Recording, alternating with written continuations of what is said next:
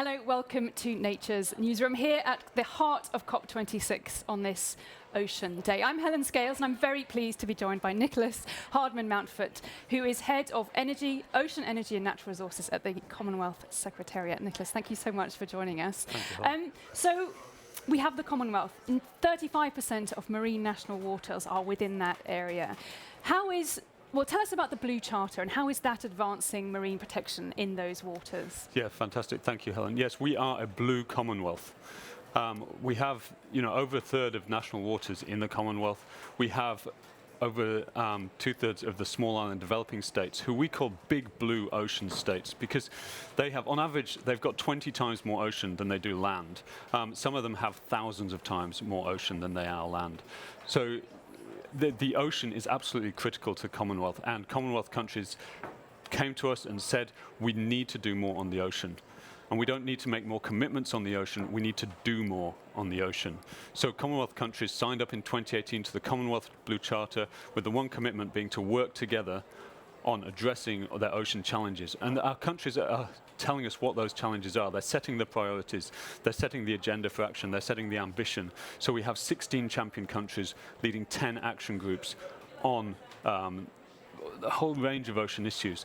Marine protection is one of them, but the others like coral protection and mangrove restoration, all feed into that area of marine protection. So our countries really want to, protect the ocean because they recognize the value of it to them, their people, their livelihoods, their society, their history, their culture. 30 by 30 is a really important target.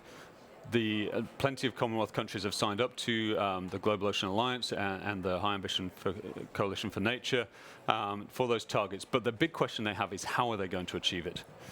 Because there's big commitments needed there. Yeah, how do you see, we're here at COP26, obviously climate is the top of the agenda and we're trying to push oceans into that. What do you see as the big challenges there and how are you addressing those? I mean, how are we making these discussions more blue? Yeah, well, the climate crisis is an ocean crisis, but ocean action is climate action. So it's really important that we bring the ocean into all those discussions. And the people who rely on the ocean. We have billions of people around the world who rely on the ocean. The ocean has taken up 90% of the excess heat from that's been put into the atmosphere from human emissions. It's taken up more than a third of the carbon dioxide, and that's turning the ocean more acidic. And all these things are having knock-ons on ocean ecosystems and on the people who rely on them. But also the ocean is providing the solutions. So yeah, I was going to say, I'm pushing to get that done. We're going to need finance. We're going to need to be funding this work in the oceans. And that, again, is something that's sort of falling back, that focus of where funding for climate, ocean-related activities are happening. Can you see a way to realigning that and getting more of a focus back onto getting these things done in your area of concern, this huge area of ocean that you're looking at? Yeah, there's really very little of the funding available. Less than 2% of the funding that's gone to the Green Climate Fund has gone into ocean projects.